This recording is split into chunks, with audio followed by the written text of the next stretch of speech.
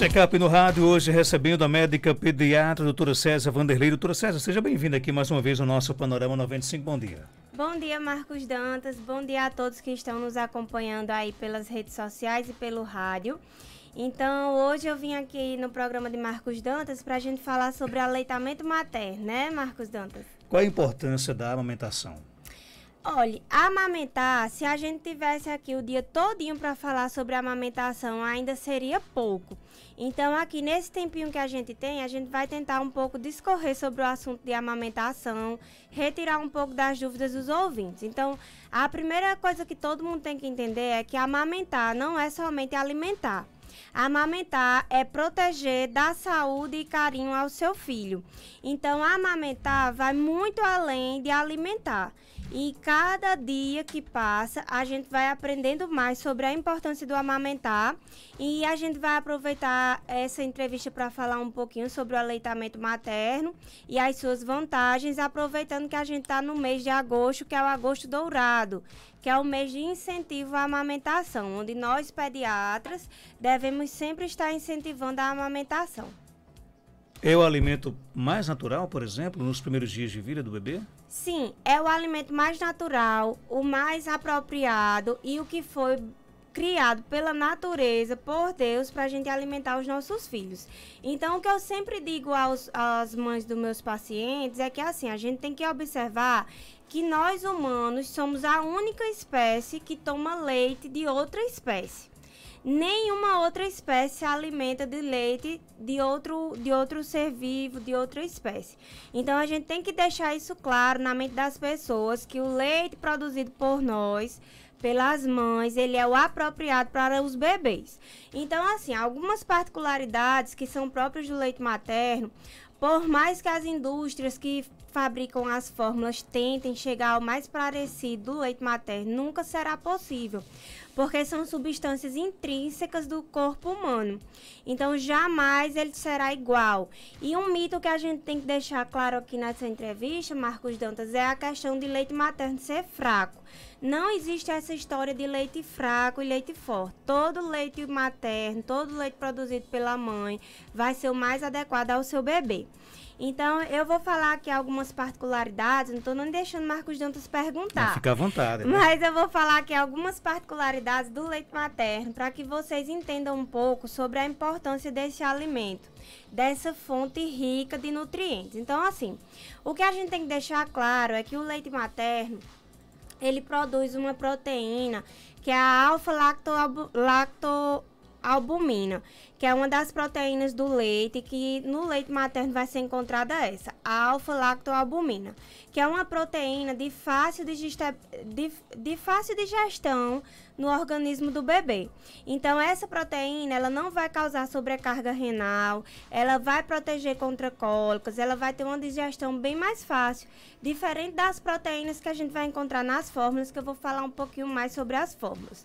Então, o leite materno, ele vai ter essa proteína, que ela foi produzida para o bebê, que é a alfa-lactoalbumina. O leite materno, ele vai ser composto de imunoglobulinas, que são os anticorpos que a mãe passa para o bebê. Ela vai ter uma proteína também muito importante, que não tem nas fórmulas, que é a lactoferrina.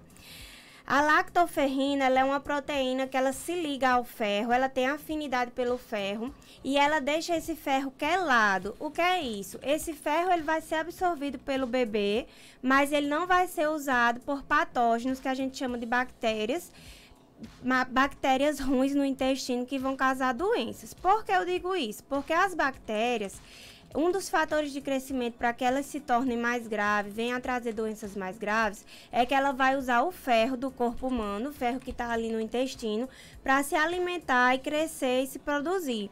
Então, ele vai causar infecções mais graves.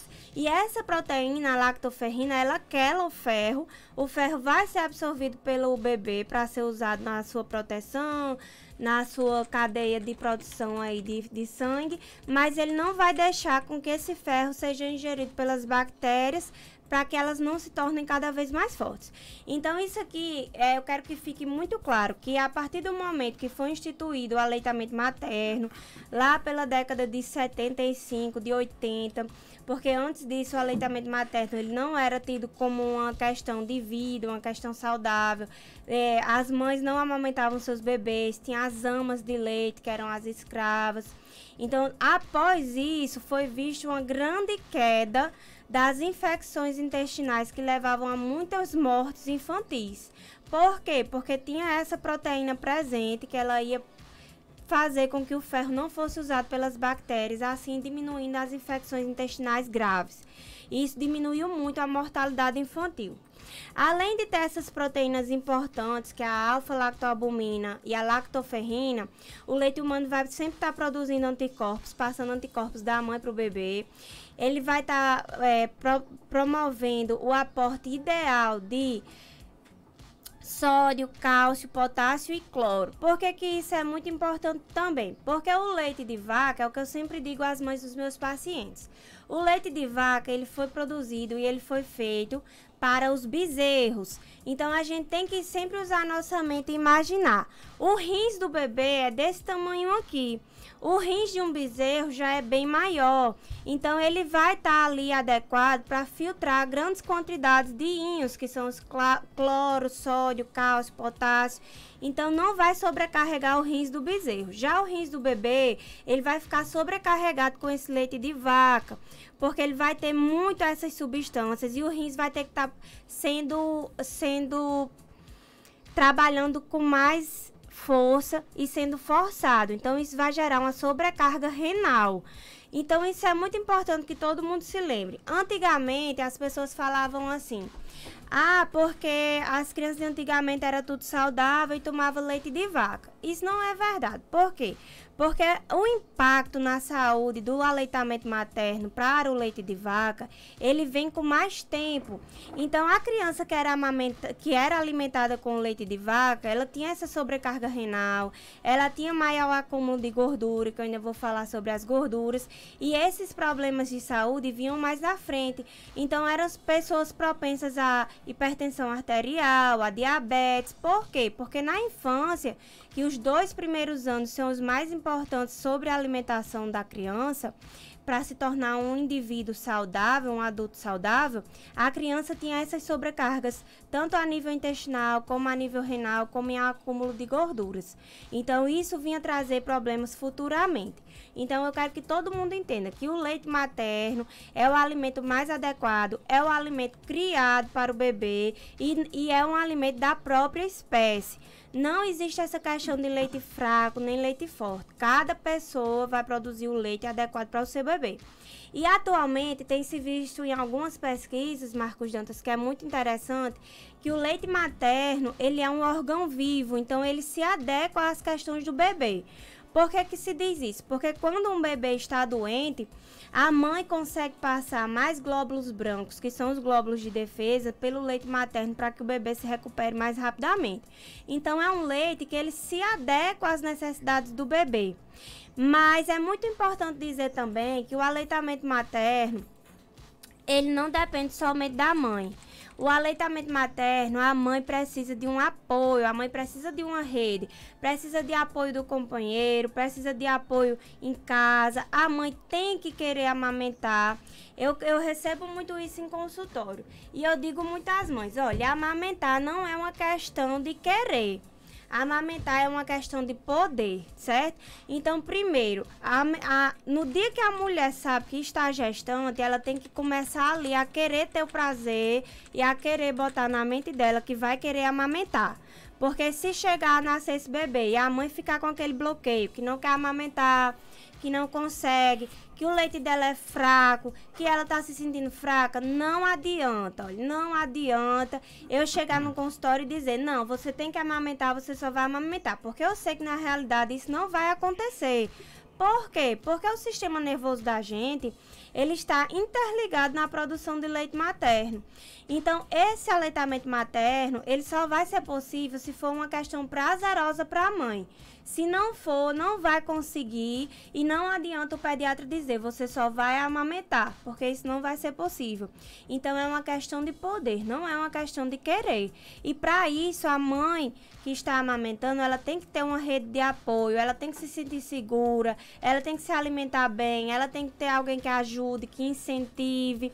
Então, essas questões todas são muito importantes, certo?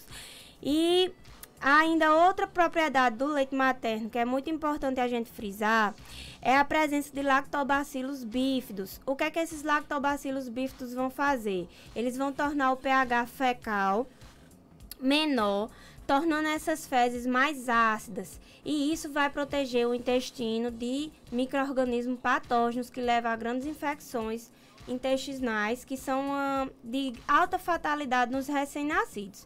Então, essas particularidades que eu falei só vai ser possível encontrar no leite materno. Nas fórmulas não é possível encontrar, mesmo que as indústrias farmacêuticas estejam sempre se adequando, tentando melhorar suas fórmulas. Mas essa mensagenzinha que eu queria passar. Aí eu quero ver de Marcos Dantas quais são as dúvidas para a gente ir conversando aqui. Tem muitas perguntas aqui, uma delas é o seguinte: qual é o momento ideal para começar a amamentar o filho? Desde o primeiro dia que ele nasceu? O momento ideal, que é o período ouro, que a gente chama da amamentação, é na primeira hora de vida. Então, o bebê saiu de dentro da mãe, seja por cesárea, seja por parto normal, ele tem que ser amamentado na primeira hora de vida. Isso é muito importante, já se tem estudos mostrando que essa primeira hora de vida, sendo feita a amamentação, tem grande impacto sobre a amamentação. Porque ele vai ajudar no vínculo do bebê, ele vai ajudar nessa questão do bebê, ele já nasce com reflexo de sugar. Então, a primeira hora é de fundamental importância de amamentação do bebê. Hoje em dia, a maior parte das maternidades, inclusive aqui de Caicó, são hospitais amigos da criança, que eles tendem a ofertar, orientar e sempre incentivar o aleitamento materno.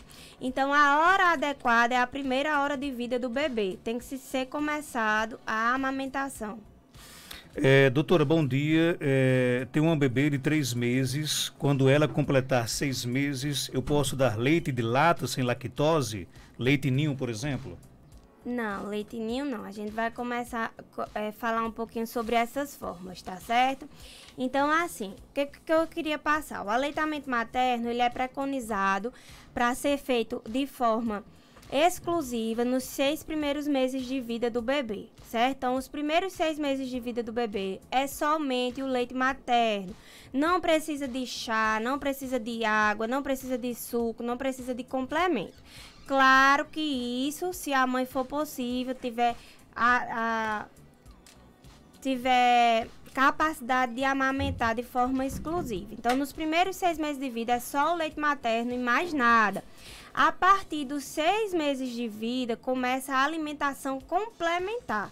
E preste atenção, o nome da alimentação é complementar. Então, essa alimentação, a partir dos 6 meses de vida, ele vai complementar a amamentação. Não vai ser o principal alimento da criança, não. Ele vai complementar, porque o principal alimento da criança, nos 2 primeiros anos de vida, deve ser o leite materno. Ficou claro isso? Ficou sim. Tem mais pergunta aqui chegando, vamos ouvir.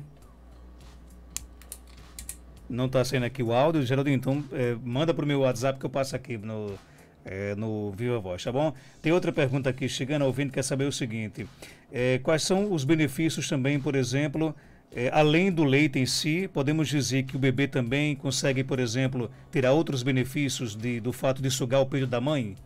Com certeza, o fato de sugar o peito da mãe está totalmente interligado no desenvolvimento cognitivo, no desenvolvimento do sistema nervoso central e na questão de proteção e carinho do bebê. Então, na hora que o bebê está sugando ali o leite materno, ele está em total contato com a mãe. Então, a mãe sempre tende a conversar com o bebê, olhar no olho do bebê, interagir, que isso vai ser muito importante para o desenvolvimento do sistema nervoso central. A criança, ela vai estar ali sendo muito mais se sentindo protegida, se sentindo com carinho, ela vai estar direto no afeto da mãe. Então, o leite materno, o aleitamento materno, ele vai muito além de nutrir. Ele está totalmente interligado em tudo isso, em proteção, carinho, vínculo com a mãe, desenvolvimento cognitivo. Hoje, já muitos estudos mostram que o cognitivo de crianças que amamentam chega a ser maior do que crianças que não amamentam. Então, está totalmente interligado nisso. Até a Sociedade Brasileira de Pediatria, para incentivar nesse agosto dourado, diz assim: se você quer que seu filho seja uma criança, um adulto super sucedido na fase adulta, aquela pessoa que é muito inteligente, que se dá bem em faculdade, que ganha dinheiro, você tem que amamentar. Porque o cognitivo dessa criança vai ser bem aumentado pelo aleitamento materno. E no aleitamento materno vai sempre estar passando ali os ácidos graxos de cadeia longa, que são o DHA e o ARA. Esses ácidos graxos de cadeia longa, eles estão totalmente interligados no desenvolvimento do sistema nervoso central, cognitivo e na função ocular do bebê. Então, é muito importante isso. As fórmulas, a gente já encontra elas sendo acrescidas de DHA e ARA, mas nunca vai chegar a composição do leite materno. Isso é importante que fique frisado para as mães, que as fórmulas elas são adequadas para complementar naquela pessoa que não pode amamentar de forma exclusiva, mas jamais vai se chegar à composição do leite materno. Isso é impossível. E vamos agora à pergunta aqui da nossa ouvinte. Bom dia. Marcos Janta pergunta à doutora se uma mãe que está amamentando, se ela pode comer feijão, chocolate, se não vai dar cólica na criança. E aí, doutora? Essa é uma pergunta que eu enfrento diariamente, viu, Marcos Dantas, nos consultórios. Tem mãezinha que chega pra mim, que chega muito fraca. Porque, preste atenção, a cada mamada do seu bebê, você perde 500 calorias. Então, a mãe tem que se alimentar de forma saudável e muito bem. Não é momento de dieta, não é momento de restrição alimentar. É momento de se alimentar bem, de forma saudável e principalmente tomar muito líquido. A gente disse que uma mulher que amamenta, ela deve tomar em torno de 3 a 5 litros de líquido por dia. Essa questão de alimentos que vão causar cólica, que vão causar gases, isso daí é muito controverso, tá certo? Na ciência não existe nada comprovado em relação a isso. Não se acha nenhum estudo, nenhum artigo em que diga que... Mãe, vai lá fora, eu acho que tá lá. Em que diga que a mãe não deve se alimentar de tal alimento porque vai causar mais cólica ou que vai causar gases no bebê, certo? Não existe nada comprovado em relação a isso. E eu enfrento diariamente, tem mãe que chega pra mim desnutrida, coitadinha. Chega aquela pessoa assim, acabada, porque não tá comendo isso, não tá comendo aquilo. E para poder amamentar e não dar cólica no bebê. Então, o que todo mundo tem que entender primeiro é o que é a cólica, certo? A cólica no bebê é espasmo intestinal para que esse intestino se amadureça e se desenvolva. Então, eu costumo explicar para que todo mundo entenda no consultório que o que é que acontece. O bebê, ele nasce com o intestino imaturo e ele nasce com o intestino um pouquinho fechado. Então, todo dia, o bebê vai recebendo estímulos nervosos, estímulos de hormônio, para que esse intestino termine de abrir e amadureça. Então, todo dia, o intestino do bebê vai fazendo isso, que são os espasmos, certo?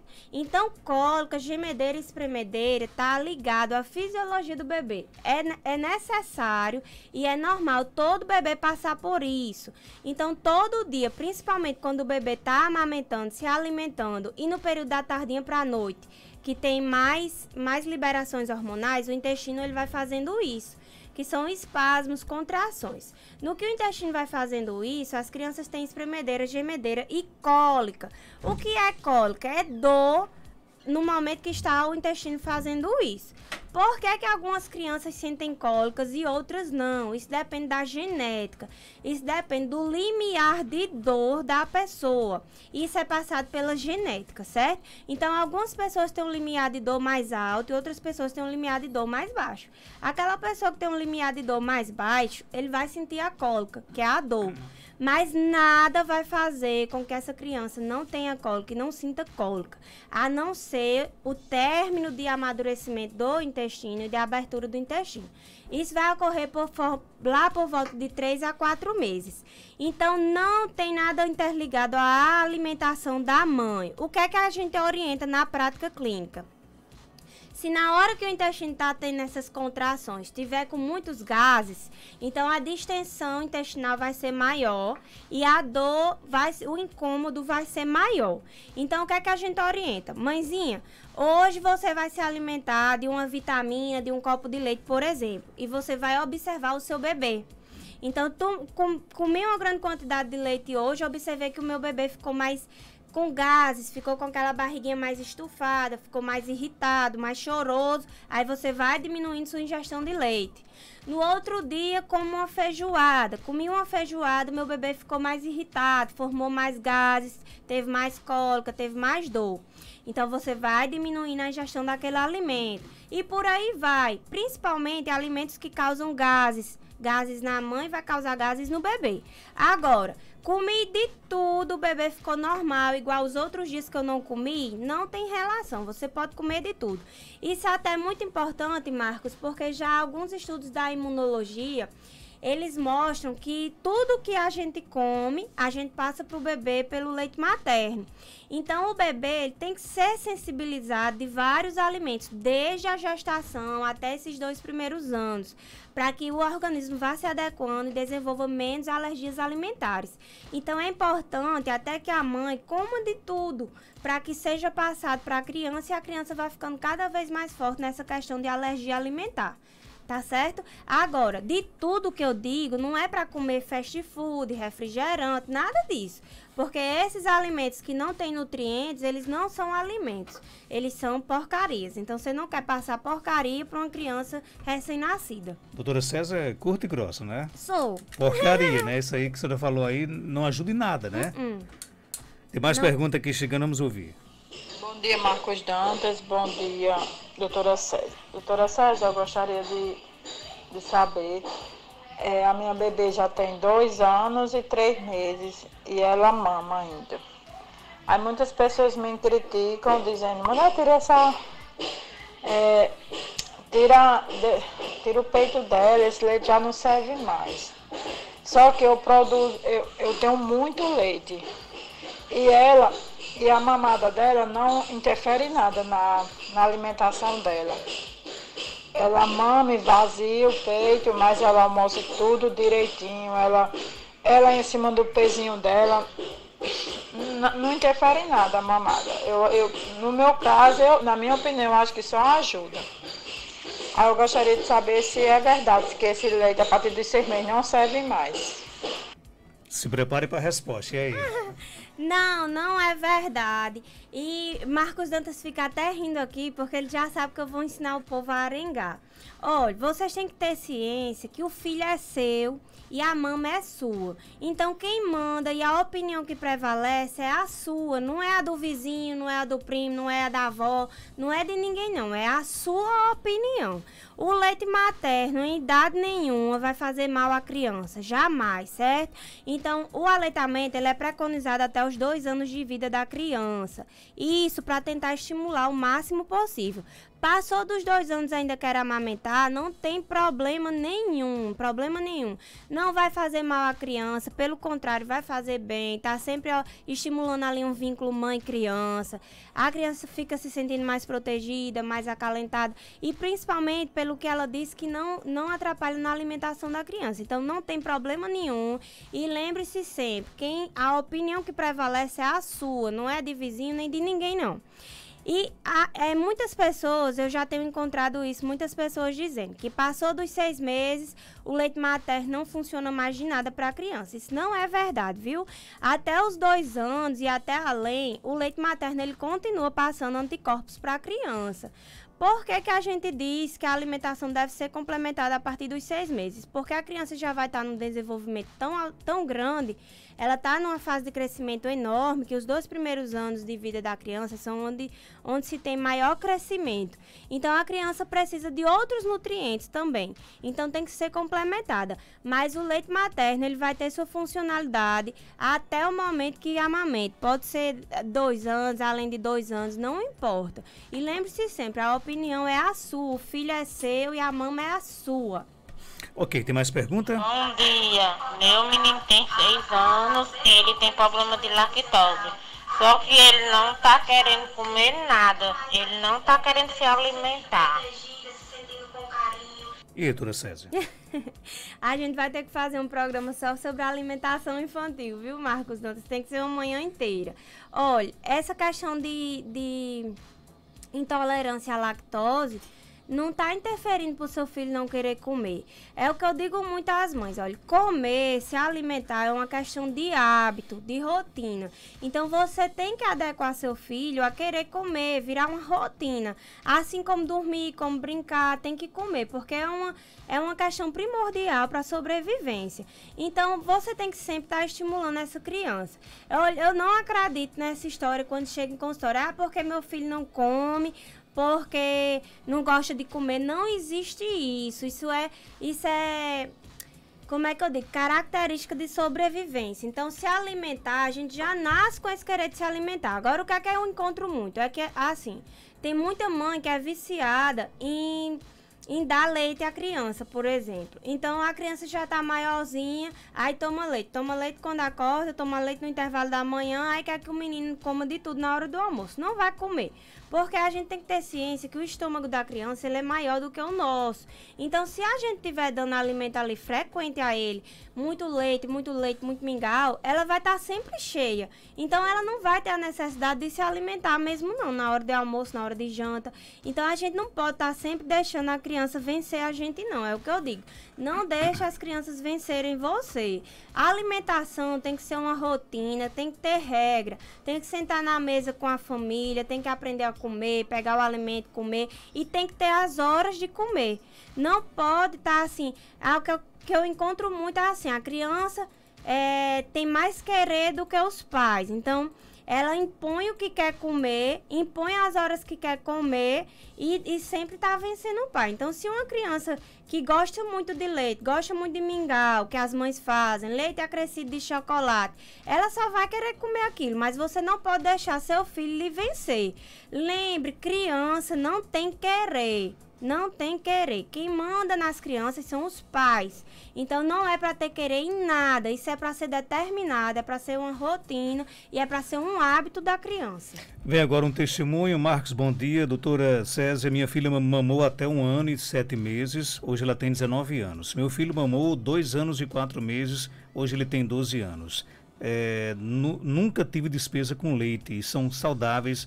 Graças a Deus. Parabéns para essa médica, muito franca, direta. Amo pessoas assim. Josilene, forte abraço, Josilene. Obrigada, Josilene, viu? Olha, realmente, o aleitamento materno, ele vai diminuir muito os custos, né? A gente diz assim, que em torno, uma criança recém-nascida, ela vai usar em torno de 9 a 12 latas de leite por mês. Então, o impacto financeiro é muito alto. E o que a gente encontra é que as famílias mais carentes, muitas vezes as famílias mais carentes são as que não querem aderir ao aleitamento materno. Não consigo entender isso, porque é um alimento rico, é um alimento ideal e é de graça. Então, muitas pessoas ainda não são adeptas ao aleitamento materno. E isso tem que mudar a cada dia, porque isso vai interferir em toda a vida do seu filho. Doutora Césia Vanderlei, médica pediatra, está na Clínica São José, na Rua Terezinha Leite, 1883, bairro Penedo, aqui em Caicó, ali pertinho do primeiro BEC. Telefone 98148-3838. Obrigado, doutora Césia, por sua participação. Obrigada, Marcos Dantas. É sempre bom estar aqui dando esclarecimento e conversando com o pessoal. Só tem uma perguntinha aqui que apareceu aqui nas perguntas do Instagram e que a gente tem que falar, que é sobre o aleitamento materno nessa época de coronavírus, né? Não se foi contraindicado em nenhum momento o aleitamento materno nessa época de coronavírus. Já foram feitos vários estudos para ver se detecta o RNA viral no leite materno, sendo uma grande fonte de infecção. Isso não foi verdade, isso não foi visto. Tem um estudo que mostra que pegou 40 parturientes e examinaram o leite materno. Dessas 40, 30 não foi encontrado nada. Em 10 parturientes dessa foi encontrado o RNA viral para o coronavírus, mas não estava mais com poder de infectividade. Então, qual é a orientação? Sempre amamentar. Se você é uma gestante que está na hora do parto positivo para o coronavírus, você deve estar sempre retirando o seu leite, fazendo a extração e o armazenamento adequado para alimentar seu filho, até que você passe dessa fase de infectividade, certo? Se você não está na fase de infectividade, é manter os cuidados que estão sendo preconizados. Então, é lavagem das mãos sempre que for amamentar, é o uso de máscara. Essa máscara sempre deve ser trocada ao espirrar, ao tossir, para que não seja um veículo de contaminação para o bebê. A equipe, na hora do parto, deve estar totalmente protegida, porque essa equipe pode ser uma fonte de contaminação para a criança. E aí, esses são os maiores cuidados que devem ser feitos na amamentação nesse período de coronavírus. Não está contraindicado, todo mundo deve continuar amamentando e deve ter os devidos cuidados, certo? Muito bem, 8h07.